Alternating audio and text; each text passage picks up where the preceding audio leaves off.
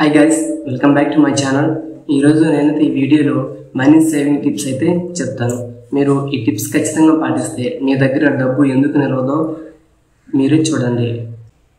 ఎప్పుడూ కూడా మీ సంపాదన ప్రకారం మీ ఖర్చులను ప్లాన్ చేసుకుంటూ ఉండాలి. ఫైనాన్షియల్గా స్ట్రాంగ్గా ఉండాలంటే ఎన్నో రకాల జాగ్రత్తలు తీసుకోవాల్సి వస్తుంది.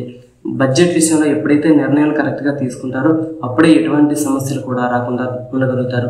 ఎక్కువ శాతం మంది సరైన ప్లానింగ్ లేకపోవడం వలన నెలాఖరికి శాలరీ మొత్తం ఖర్చు అయిపోతూ ఉంటుంది. సో తిరిగి అప్పు చేయాల్సి వస్తుంది. మరి ఎలాంటి జాగ్రత్తలు తీసుకుంటే మీ యొక్క ఫైనాన్షియల్ స్టేటస్ బాగుంటుందని తెలుసుకోవాలనుకుంటున్నారా? అయితే నేను చెప్పి ఈ టిప్స్ ఖచ్చితంగా మీరైతే పాటించండి. First one is life style.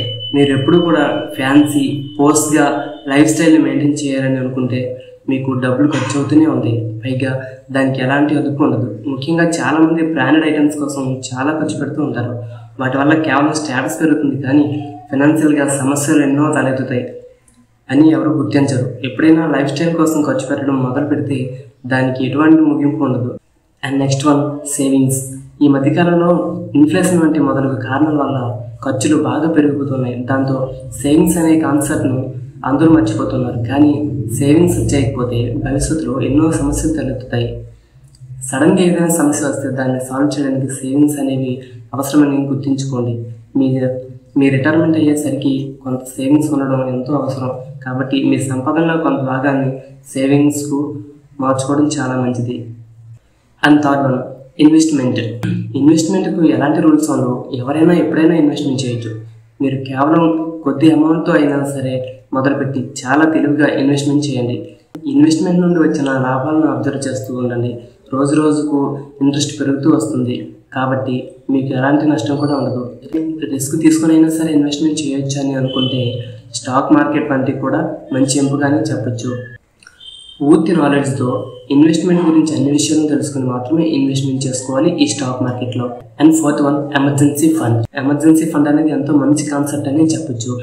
సుమారు 6 నెలల పాటుగా ఖర్చులు తగ్గించుకొని ఆ అమౌంట్ను సేవ్ చేసుకుని దాన్ని ఎమర్జెన్సీ ఫండ్ అకౌంట్కి చేర్చుకోవాలి. ఈ విధంగా ఖర్చు పెట్టకుండా బాగా కంట్రోల్లో ఉండి మిగిలిన అమౌంట్ని మొత్తం ఎమర్జెన్సీ ఫండ్లో ఉంచుకోవడం వల్ల ఎప్పుడైనా ఏదైనా అవసరం అయినప్పుడు ఆ అమౌంట్ను ఉపయోగించుకోవచ్చు. ఈ మధ్యకాలంలో చాలామంది దీన్ని పాటించడానికి ఇష్టపడుతున్నారు.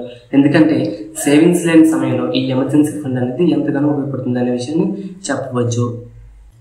And fifth one is credit cards. చాలా శాతం మంది క్రెడిట్ కార్డ్స్ ఎక్కువగా ఉపయోగిస్తూ ఉంటారు. అయితే క్రెడిట్ కార్డ్స్ ఉపయోగించడంతో పాటుగా బిల్ కట్టడం ఎంతో అవసరం. కాకపోతే సమయం లేకపోవడం వల్ల మరియు ఇతర కారణాల వల్ల ఆ క్రెడిట్ కార్డ్ బిల్ అనేది సరైన టైంలో క్లియర్ చేయకపోవడం వల్ల అవి ఎక్కువైపోతూ ఉంటాయి. కాబట్టి వీలైనంత త్వరగా తక్కువ అమౌంట్ ఉన్నప్పుడే క్లియర్ చేసుకోవాలి. ఎందుకంటే చివరికి ఎక్కువ అమౌంట్ అయిపోవడంతో క్రెడిట్ కార్డ్ బిల్లు పేమెంట్ చేయడానికి ఇబ్బంది పడుతూ ఉంటుంది. కనుక క్రమంగా క్రెడిట్ కార్డ్ బిల్స్ క్లియర్ చేసుకుంటూ ఉండడం ఎంతో అవసరమని గుర్తు చేసుకోవాలి. ఒకవేళ మీరు క్రెడిట్ స్కోర్ని బాగా మెయింటైన్ చేయాలి అనుకుంటే మల్టిపుల్ క్రెడిట్ కార్డ్స్ మీకు ఎంతో అవసరం. ఇలా ఉపయోగించడం వల్ల మంచి అడ్వాంటేజ్ అవుతుంది అనే చెప్పవచ్చు. మీరు కేవలం ఒక క్రెడిట్ కార్డ్ మాత్రమే ఉపయోగిస్తూ ఉంటే క్రెడిట్ స్కోర్ దెబ్బతినే అవకాశాలు అయితే ఉన్నాయి. కాబట్టి మల్టిపుల్ క్రెడిట్ కార్డ్స్ ఉపయోగించి మీ క్రెడిట్ స్కోర్ని ఉపయోగించుకోవచ్చు. And sixth one is insurance. ప్రతి ఒక్కరి జీవితంలో ఇన్సూరెన్స్ అనేది చాలా అవసరం. ఎప్పుడూ కూడా హెల్త్ ఇన్సూరెన్స్కు కొంత అమౌంట్ ఖర్చు పెట్టండి. ఇలా చేయడం వల్ల ఎమర్జెన్సీ టైంలో ఎక్కువ అమౌంట్ ఖర్చు పెట్టాల్సిన అవసరం ఉండదు. And seventh budgeting. మీరు ఖర్చు చేసే అమౌంట్ను ట్రాక్ చేసుకోండి. అలా చేయడం వలన ఎలాంటి అనవసరమైన లేక క్రమంగా దేనిపై ఎక్కువ ఖర్చు పెడుతున్నారు అనేది తెలుస్తుంది. దానితో ఫైనాన్షియల్గా సిచ్యువేషన్తో పోల్చుకొని క్రమంగా అలవాట్లను మార్చుకుంటూ ఉండాలి. బడ్జెటింగ్ అనేది ప్రతి ఒక్కరు పాటించాలని చాలామంది చెబుతూ ఉన్నారు. ఎప్పుడైతే మనం చేసేటువంటి ఖర్చులపై అవగాహన ఉంటుందో అప్పుడే మన ఖర్చులు తగ్గే అవకాశాలు ఉంటాయి. పైగా బడ్జెట్ కూడా మేనేజింగ్ చేసుకోగలుగుతాం. కొంత శాతం మంది ఖర్చులు పెట్టడానికి ఎంతగానో ఆలోచిస్తారు, కానీ ఖర్చు పెట్టేటప్పుడు పిసినారిగా ఆలోచించడం వలన లైఫ్లో ఎన్నో మిస్ అవ్వాల్సి వస్తుంది. మరి కొందరు మాత్రం అతిగా ఖర్చు పెడతారు. అది కరెక్ట్ కాదు. బడ్జెట్కు మించి అతిగా ఖర్చు పెట్టడంతో తర్వాత మీరే బాధపడాల్సి వస్తుంది. కాబట్టి ఖర్చు చేసే ముందు ఆలోచించి సరైన డెసిషన్ తీసుకొని అప్పుడే ఖర్చు చేయండి. ఈ విధంగా అయితే మీరు అమౌంట్ను సేవ్ చేసుకోవచ్చు. జై హింద్. ఈ వీడియో నచ్చినట్లయితే సబ్స్క్రైబ్ చేసుకోండి.